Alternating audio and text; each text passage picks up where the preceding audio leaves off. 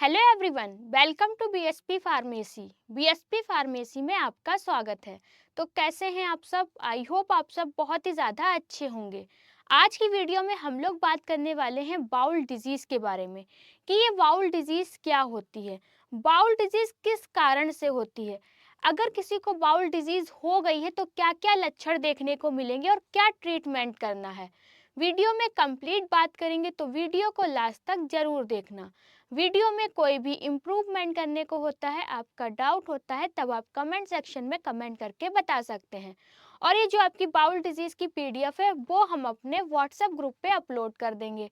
आप वहां से जाके डाउनलोड कर सकते हैं। व्हाट्सएप ग्रुप की लिंक आपको डिस्क्रिप्शन बॉक्स में मिल जाएगी।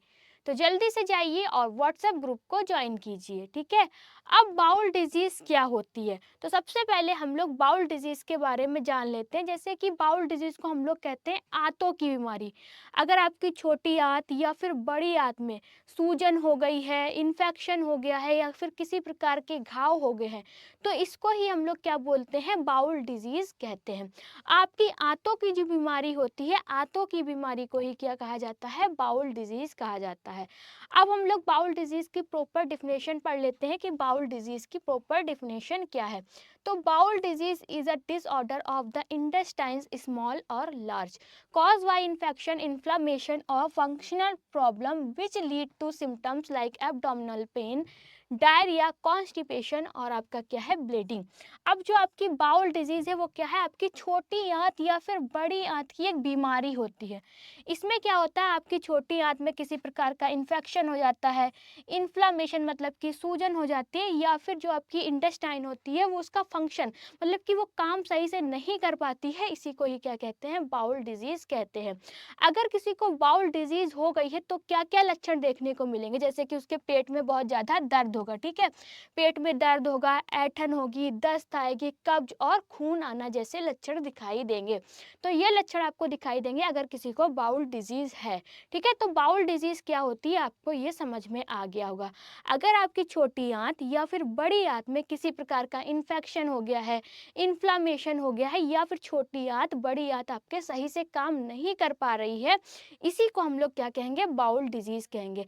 अगर किसी को बाउल डिजीज़ हो गई है तो क्या क्या लक्षण देखने को मिलेंगे, उसको क्या क्या परेशानी होगी, उसके पेट में दर्द होगी, ऐंठन होगी, कब्ज बनेगा मतलब कि कॉन्स्टिपेशन होगा, ठीक है, डायरिया हो जाएगी, ये सारे लक्षण देखने को मिलेंगे अगर किसी को बाउल डिजीज़ है तब। अब बाउल डिजीज़ जो होती है वो आपकी कितने टाइप की होती है, बाउल डिजीज़ आपकी मेनली 4 टाइप की होती है, ठीक। कितने टाइप की होती है, 4 टाइप की होती है। सबसे पहली आपकी कौन सी है, इन्फ्लामेटरी बाउल डिजीज़, जिसको कि आईबीडी कहते हैं। सबसे पहली कौन सी है आपकी, इन्फ्लामेटरी बाउल डिजीज़, जिसको कि आईबीडी कहा जाता है। सेकंड है आपकी इरिटेबल बाउल सिंड्रोम, ठीक है, जिसको कि आईबीएस कहते हैं।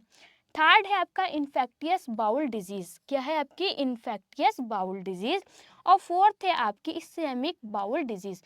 तो ये 4 टाइप हैं आपके बाउल डिजीज़ के, ठीक है। बाउल डिजीज़ के कितने टाइप होते हैं, 4 टाइप होते हैं। कौन-कौन से, पहला है इन्फ्लेमेटरी बाउल डिजीज़, दूसरा है आपका इरिटेबल बाउल सिंड्रोम, थर्ड है आपका इन्फेक्टियस बाउल डिजीज़ और फोर्थ है आपका इसेमिक बाउल डिजीज़। अब ये आपकी आईबीडी क्या है, आईबीएस क्या है, आईबीडी क्या है और आईबीडी क्या है, ठीक है।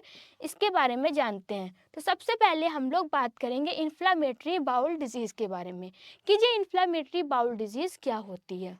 इन्फ्लामेशन ऑफ इंटेस्टाइन, अगर आपकी लार्ज इंटेस्टाइन या फिर स्मॉल इंटेस्टाइन में काफ़ी लंबे समय से क्या है, इन्फ्लामेशन है, सूजन है, तो इसको क्या कहेंगे, ये आपकी इन्फ्लामेटरी बाउल डिजीज़ का लक्षण है।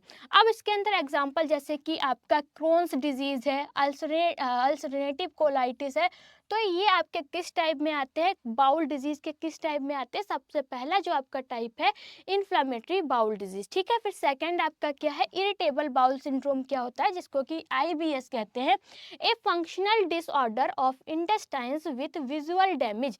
इसमें क्या होता है, जो आपकी स्मॉल इंटेस्टाइन और लार्ज इंटेस्टाइन होती है उसका जो फंक्शन होता है वो अपना काम सही से नहीं कर पाती, इसको हम लोग क्या कहते हैं, इरिटेबल बाउल सिंड्रोम कहते हैं। थर्ड है आपका infectious bowel disease. Infectious bowl disease में क्या होता है, caused by infection from bacteria, virus और पैरासाइट्स।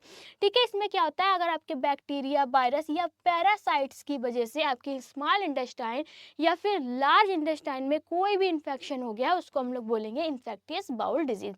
एग्जाम्पल आपका क्या है, गैस्ट्रोएंटराइटिस। ठीक है, तो ये आपके टाइप थे। सबसे पहला कौन सा आपका टाइप है बाउल डिजीज का, तो सबसे पहला आपका टाइप है इन्फ्लामेटरी बाउल डिजीज, जिसको कि आईबीडी कहते हैं। अगर आपकी छोटी आंत या फिर बड़ी आंत में बहुत लंबे समय से सूजन है तो क्या है, ये आपका इन्फ्लामेटरी बाउल डिजीज है। ठीक है, इरिटेबल बाउल सिंड्रोम क्या होता है, इसमें आपकी स्मॉल इंटेस्टाइन या फिर लार्ज इंटेस्टाइन होती है, वो सही से काम नहीं कर पाती है। थर्ड है आपका infectious bowel disease. Infectious bowl disease में क्या होता है, आपकी लार्ज इंटेस्टाइन या फिर स्मॉल इंटेस्टाइन में क्या होता है, इन्फेक्शन हो जाता है। किसकी वजह से इन्फेक्शन हो जाता है, बैक्टीरिया, वायरस या फिर किसी पैरासाइट्स की वजह से क्या होता है, इन्फेक्शन हो जाता है। इसी को ही क्या कहते हैं, इन्फेक्टियस बाउल डिजीज कहते हैं। उसके बाद है आपका ischemic bowel disease. Ischemic bowel disease में क्या होता है, occurs when blood supply to intestines in reduce और ब्लॉक्ड। मतलब कि जब आपकी आंत में रक्त आपूर्ति कम हो जाती है या फिर बिल्कुल ही बंद हो जाती है, तो उसको क्या कहते हैं, इसेमिक बाउल डिजीज कहते हैं। इसेमिक बाउल डिजीज में क्या होता है, आपकी लार्ज इंटेस्टाइन, स्मॉल इंटेस्टाइन में ब्लड मतलब कि सप्लाई ही नहीं होता। अगर सप्लाई हो रहा है तो वो क्या होता है, बहुत ही कम मात्रा में होता है। फिर है आपके डाइवर्टिकुलर डिजीज। डाइवर्टिकुलर डिजीज में क्या होता है, फॉर्मेशन ऑफ स्मॉल, ठीक है, in colon that may get inflamed और इन्फेक्टेड। बड़ी आंत की दीवार में छोटे छोटे क्या हो जाते हैं, थैले, जिसको कि डाइवर्टिकुला बन जाते हैं। ठीक है, जो छोटे छोटे थैले बन जाते हैं उसको क्या कहते हैं, डाइवर्टिकुला कहते हैं। आपकी बड़ी आंत में क्या होता है, जो बड़ी आंत की दीवार होती है उसमें आपके छोटे छोटे से डाइवर्टिकुला बन जाते हैं, जिसमें सूजन या फिर संक्रमण हो जाता है। तो जो आपके मेन टाइप है, वो 3 मेन टाइप है जो आपके स्टार्टिंग के बताए गए थे। ये आपके ज़्यादातर पूछ लिए जाते हैं, मतलब कभी कभार पूछे जाते हैं, ज़्यादा नहीं पूछे जाते हैं। उसके बाद हम लोग बात करने वाले हैं जो आपका क्रोन्स डिजीज़ है। एक क्रोन्स डिजीज़ है, दूसरी है आपकी दूसरी है आपकी अल्सरेटिव डिजीज़। तो ये क्या होती है, तो आपकी जो क्रोन्स डिजीज़ होती है, क्रोन्स डिजीज़ का मतलब क्या होता है, Crohn's disease is a type of inflammatory bowel disease IBD that cause chronic inflammation of the digestive tract. It can affect any part from the mouth to the anus but most commonly affect the small intestine, ileum and colon। अब जो आपकी Crohn's disease होती है, मतलब कि जो आपका Krones रोग होता है, वो आपकी इन्फ्लामेटरी बाउल डिजीज ही होती है। क्या होती है, इन्फ्लामेटरी बाउल डिजीज होती है। इसमें क्या होता है, आपके पाचन तंत्र से एनस तक, मतलब कि माउथ से लेके एनस तक क्या होता है, एनस में क्या होता है, आपके लंबे समय तक सूजन हो जाती है। ठीक है, यह प्रायः छोटी आंत मतलब कि इलियम और बड़ी आंत कॉलन को क्या करती है, प्रभावित करती है। तो ये है आपकी क्रोन्स डिजीज। क्रोन्स डिजीज के बाद हम लोग बात करेंगे आपकी अल्सरेटिव डिजीज। अल्सरेटिव कोलाइटिस क्या होता है, तो अल्सरेटिव कोलाइटिस आपका क्या होता है, is a type of inflammatory bowel disease. जो आपका अल्सरेटिव कोलाइटिस होता है वो आपकी एक इन्फ्लामेटरी बाउल डिजीज का ही क्या है, टाइप है। इसमें क्या होता है, that cause long term inflammation and ulcer source in the lining of the large intestine, colon and rectum. इसमें क्या होता है, आपकी बड़ी आंत, जिसको कि क्या कहते हैं, कॉलन और मलाशय, रेक्टम की परत में लंबे समय तक क्या हो जाती है, सूजन आ जाती है या फिर छाले पड़ जाते हैं। इसी को अल्सरेटिव कोलाइटिस कहते हैं। ठीक है, अल्सरेटिव कोलाइटिस क्या है, ये आपकी इन्फ्लामेटरी बाउल डिजीज का ही एक प्रकार है या फिर टाइप है। इसमें क्या होता है, आपकी छोटी आंत में या फिर जो भी आपका रेक्टम होता है उसकी परत में लंबे समय तक क्या होते हैं, छाले बन जाते हैं या फिर किसी प्रकार का इन्फेक्शन हो जाता है। फिर इटियोलॉजी की बात करेंगे। इटियोलॉजी क्या है, जैसे कि हम लोग बात करने वाले हैं इटियोपैथोजेनेसिस के बारे में। इटियोपैथोजेनेसिस में क्या होता है, जो आपको बाउल डिजीज हुई है, इन्फ्लेमेटरी बाउल डिजीज हुई है, वो किस कारण से हुई है। ठीक है, बॉडी के अंदर क्या क्या चेंजेस हुए हैं जिसकी वजह से बाउल डिजीज आपकी आगे बढ़ी। तो सबसे पहले जो आपका इटियोपैथोजेनेसिस है वो 2 वर्ड से मिलकर बना है। कौन कौन से 2 वर्ड हैं, पहला है इटियोलॉजी, दूसरा है पैथोजेनेसिस। इटियोलॉजी में क्या पढ़ते हैं, जैसे कि बाउल डिजीज हुई है, इन्फ्लेमेटरी बाउल डिजीज हुई है, तो वो किस कारण से हुई है। ठीक है, ये हम लोग पढ़ते हैं इटियोलॉजी में। पैथोजेनेसिस में क्या पढ़ते हैं, जो आपको बाउल डिजीज हुई है बॉडी में क्या क्या चेंजेस हुए हैं जिसकी वजह से आपको इन्फ्लामेटरी बाउल डिजीज हुई है, ये हम लोग पढ़ते हैं पैथोजेनेसिस के अंदर। तो सबसे पहले हम लोग बात करने वाले हैं इटियोलॉजी की, ठीक है, कि जो आपको इन्फ्लामेटरी बाउल डिजीज हुई है वो किस कारण से हुई है, ठीक है। तो इटियोलॉजी में क्या है, family history increase the risk certain genes make a person more prone, ठीक है। परिवार में किसी को ये बीमारी होने पर संभावना बढ़ जाती है, कुछ जीन्स क्या होते हैं इस रोग को प्रवृत्ति बढ़ाते हैं। अगर आपकी फैमिली में किसी को इन्फ्लामेटरी बाउल डिजीज है तो आपको भी क्या हो सकती है, ठीक है, आपको भी इन्फ्लामेटरी बाउल डिजीज हो सकती है। फिर सेकंड है आपका abnormal immune response attack intestines causing inflammation. असामान्य प्रतिरक्षा प्रकृतियाँ मतलब कि प्रतिक्रिया आंतों पर क्या करती है, हमला करती है, और आपकी जो भी स्मॉल इंटेस्टाइन होती है, लार्ज इंटेस्टाइन होती है, उसमें क्या होता है, इन्फ्लामेशन आ जाती है, मतलब कि सूजन हो जाती है। Pollution, life style change, stress and diet में ट्रायर्स डिजीज, जैसे कि प्रदूषण, जीवन शैली में अगर आपके बदलाव आ गया है, थोड़ा सा लाइफ स्टाइल चेंज हो गई है, आपको स्ट्रेस है, या फिर आप सही से डाइट नहीं ले रहे हैं, तब भी आपको इन्फ्लेमेटरी बाउल डिजीज हो सकती है, ठीक है। ठीक है, पास्ट बैक्टीरियल और viral infections can disturb gut immunity. पिछले बैक्टीरिया या वायरल संक्रमण आंतों की प्रतिरक्षा को क्या करते हैं, प्रभावित करते हैं। Smoking increase risk of Crohn's disease but decrease risk of ulcerative colitis, ठीक है। अगर आप बहुत ज़्यादा स्मोकिंग कर रहे हैं, धूम्रपान लेने हैं, तो इससे क्या होता है, आपकी क्रोन्स डिजीज का खतरा बढ़ जाता है, लेकिन अल्सरेटिव जो कोलाइटिस होता है उसका खतरा थोड़ा कम हो जाता है। तो ये हैं आपके इन्फ्लामेटरी बाउल डिजीज के कारण, कि अगर किसी को इन्फ्लामेटरी बाउल डिजीज हो रही है तो वो किस किस कारण से हो रही है। सबसे पहला तो कारण यही है कि अगर आपके परिवार में किसी को इन्फ्लामेटरी बाउल डिजीज है, फैमिली हिस्ट्री में है, तो आपको भी क्या हो सकती है, ठीक है। दूसरा क्या है, असामान्य प्रतिरक्षा प्रतिक्रिया आंतों पर क्या करती है, हमला करती है, जिसकी वजह से आपकी स्मॉल इंटेस्टाइन या फिर लार्ज इंटेस्टाइन में क्या होती है, सूजन आ जाती है।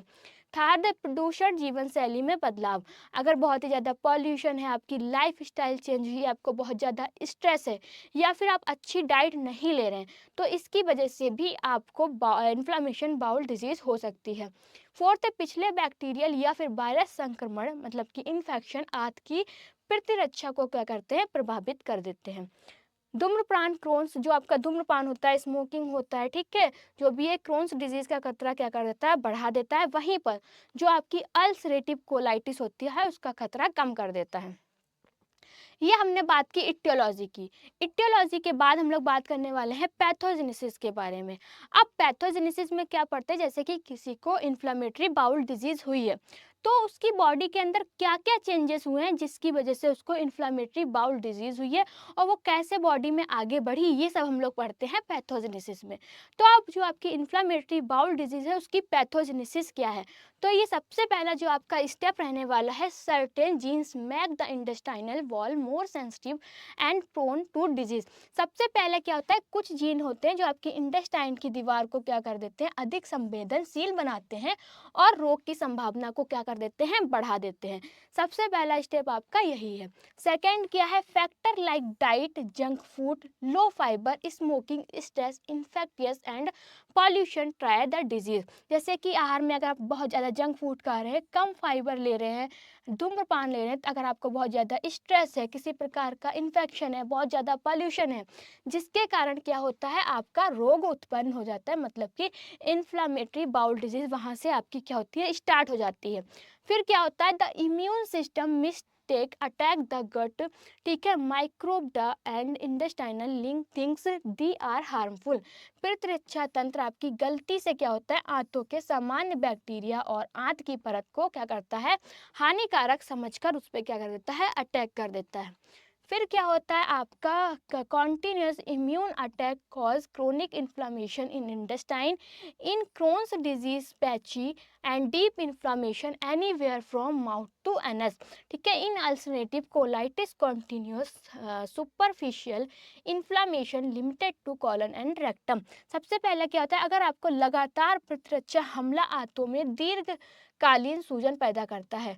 अगर आपका इम्यून जो है बहुत ज़्यादा समय से क्या करता है, इंटेस्टाइन पे अटैक कर रहा है, तो उसकी वजह से क्या होती है, आपकी इंटेस्टाइन जो होती है उसमें इन्फ्लामेशन आ जाता है, मतलब कि सूजन पैदा हो जाती है, जिसकी वजह से क्रोन्स रोग, मतलब कि जगह जगह पर आपको क्या होता है, पैची और गहरी सूजन होती है, जो कि आपके पूरे तंत्र में होती है। फिर अल्सरेटिव कोलाइटिस में क्या होता है, लगातार कॉन्टिन्यूअस और सतही सूजन केवल कॉलन और रेक्टम में होती है। ठीक है, inflammation lead to ulcer, bleeding, stretches, nerves, ठीक है, एंड मेटाबॉलिज्म। क्या है आपका, मेलावॉर्प्शन। सूजन में क्या होता है, आंतों में छाले पड़ जाते हैं, खून आने लगता है, संकुचन मतलब कि नैरोइंग। फिस्टुला और पोषण की क्या होती है, कमी हो जाती है, इसी को ही बोलते हैं। इस टाइप के, ये बात की हमने पैथोजेनेसिस के बारे में, कि आपकी जो क्या कहते हैं, आपकी जो इन्फ्लामेटरी बाउल डिजीज है उसकी क्या पैथोजेनेसिस रही है। पैथोजेनेसिस के बाद हम लोग बात करने वाले हैं क्लिनिकल मैनिफेस्टेशन के बारे में। क्लिनिकल मैनिफेस्टेशन का मतलब क्या होता है, अगर किसी इंसान को इन्फ्लामेटरी बाउल डिजीज है तो उसमें क्या क्या लक्षण देखने को मिलेंगे, ये हम लोग पढ़ते हैं क्लिनिकल मैनिफेस्टेशन में। मतलब कि अब हम लोग बात करेंगे लक्षण की। तो सबसे पहला लक्षण क्या है, एब्डोमिनल पेन एंड क्रेमिंग। आपके पेट में क्या होगी, बहुत ज़्यादा दर्द होगी और क्या होगी, ऐंठन होगी।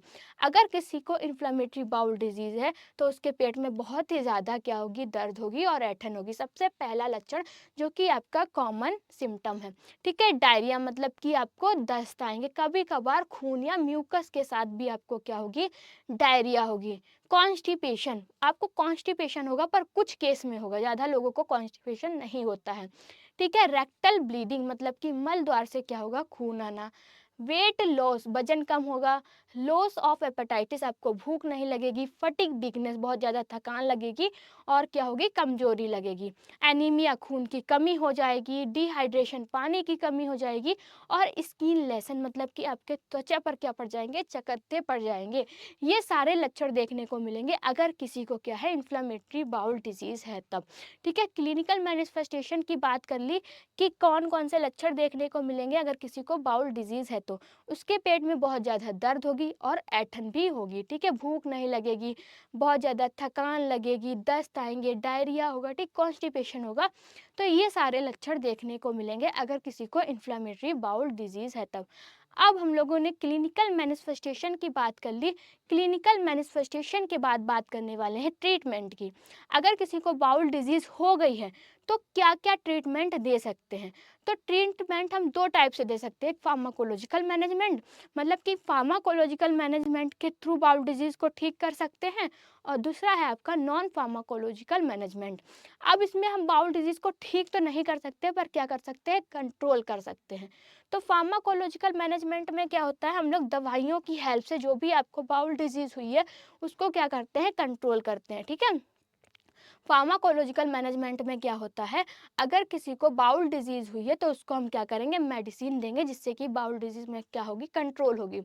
नॉन फार्माकोलॉजिकल मैनेजमेंट में क्या करते हैं, बिना दवाइयों के ही डिजीज को कंट्रोल करते हैं। तो सबसे पहले हम लोग बात करने वाले हैं फार्माकोलॉजिकल मैनेजमेंट की। तो फार्माकोलॉजिकल मैनेजमेंट में क्या करना है, जैसे कि अगर किसी को माइल्ड, ठीक है, माइल्ड बाउल डिजीज है, मतलब कि बहुत थोड़ी सी है, ज़्यादा नहीं है, तब उसे क्या करना है, अमीनो सैलिसिलेट्स देना है। ठीक है, क्या देना है, अमीनो सैलिसिलेट्स देना है। ये क्या करेगा, ये आपके स्मॉल इंटेस्टाइन या फिर लार्ज इंटेस्टाइन में सूजन हो गई है, इन्फ्लामेशन पैदा हो गई है, तो उस इन्फ्लामेशन को क्या कर देगा, कम कर देगा। ठीक है, अगर किसी को बहुत कम, थोड़ा सा ही क्या है, बाउल डिजीज है, तब उसको अमीनो सैलिसिलेट्स देना है। अमीनो सैलिसिलेट्स क्या काम करेगा, आपकी इंटेस्टाइन में जो भी इन्फ्लामेशन हो गई है उसको रिड्यूस करेगा।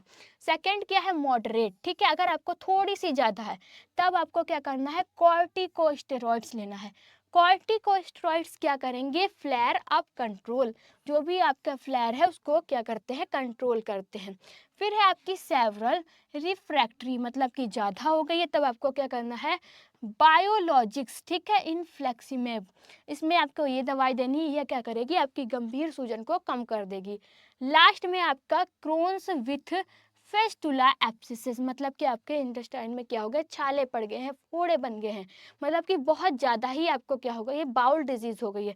तब आपको क्या करना है, एंटीबायोटिक्स लेना है। एंटीबायोटिक्स के अंदर कौन सी मेडिसिन लेना है आपको, मेट्रोनिडाजोल लेना है। ठीक है, ये क्या करेगी, आपके इन्फेक्शन, जो भी आपका इन्फेक्शन हो गया उसको कम करेगी। एंटीबायोटिक क्या करेगी, इन्फेक्शन को कम करेगी। तो ये हमने बात की है फार्माकोलॉजिकल मैनेजमेंट की, कि अगर आपको बाउल डिजीज़ हो गई है तो कौन कौन सी मेडिसिन लेना है जिससे कि आपकी बाउल डिजीज़ कंट्रोल होगी। उसके बाद हम लोग बात करने वाले हैं नॉन फार्माकोलॉजिकल मैनेजमेंट की। नॉन फार्माकोलॉजिकल मैनेजमेंट में क्या करते हैं, बिना मेडिसिन के ही डिजीज़ को कंट्रोल करते हैं। अब बिना मेडिसिन के बाउल डिजीज़ हुई है किसी को तो कैसे कंट्रोल करेंगे। सबसे पहले आपको क्या करना है, डाइटरी मैनेजमेंट। अपने आहार मतलब कि अपनी डाइट पे क्या करना है, ध्यान देना है। Low fat, high protein, easy digestible food, avoid spicy food, caffeine and alcohol. आपको कम तेल चिकनाई वाला क्या करना है, डाइट लेना है। अधिक प्रोटीन और आसानी से पचने वाला भोजन खाना है। ठीक है, और मसालेदार खाना, काफ़ी और शराब से क्या करना है, बचना है। सबसे पहला आपको ये करना है। फिर क्या है, एडिक्वेट फ्लूइड इनटेक मतलब कि पर्याप्त तरल लेना है। ज़्यादा से ज़्यादा आपको क्या करना है, drink enough water and oral dehydration to prevent dehydration. पानी और ORS पिए जिससे कि आपके क्या हो, पानी की कमी ना हो, आपको डिहाइड्रेशन ना हो। थर्ड नंबर पे आपको क्या करना है, nutritional supplements, iron, folic acid, vitamin B12, calcium, vitamin D. मतलब कि आपको आयरन लेना है, फॉलिक एसिड लेना है, विटामिन B12 लेना है, कैल्शियम लेना है, विटामिन डी, ये सारी आपको भरपूर मात्रा में क्या करना है, लेना है। फिर है स्ट्रेस मैनेजमेंट, आपको स्ट्रेस बिल्कुल भी नहीं लेना है। Relaxation technique, yoga, medication, counselling. आपको क्या करना है, योगा करना है, आपको टेक्निक्स जो भी आपका है, रिलैक्सेशन और काउंसलिंग क्या करना है, मतलब कि स्ट्रेस को मैनेजमेंट करना है, स्ट्रेस को मैनेज करना है। लाइफ स्टाइल मॉडिफिकेशन, अपनी लाइफ स्टाइल को थोड़ा सा क्या करना है, चेंज कर देना है। कैसे चेंज करना है, आपको पर्याप्त मात्रा में आराम करना है, प्रॉपर नींद लेना है, और अगर आप स्मोकिंग कर रहे हो तो आपको उससे क्या करना है, बचना है। तो ये तो ये बात की हमने नॉन फार्माकोलॉजिकल मैनेजमेंट की। ठीक है, तो जो आपकी बाउल डिजीज़ वाला टॉपिक था कि जो बाउल डिजीज़ होती है वो क्या होती है, ठीक है, किस कारण से होती है, अगर किसी को हो गई है तो क्या क्या लक्षण देखने को मिलेंगे, ट्रीटमेंट कैसे करना है, वीडियो में कंप्लीट बात की। अगर आपको वीडियो अच्छी लगी हो तो आप लाइक करें, कमेंट करें और हमारे चैनल को सब्सक्राइब करें। वीडियो को लास्ट तक देखने के लिए थैंक यू सो मच।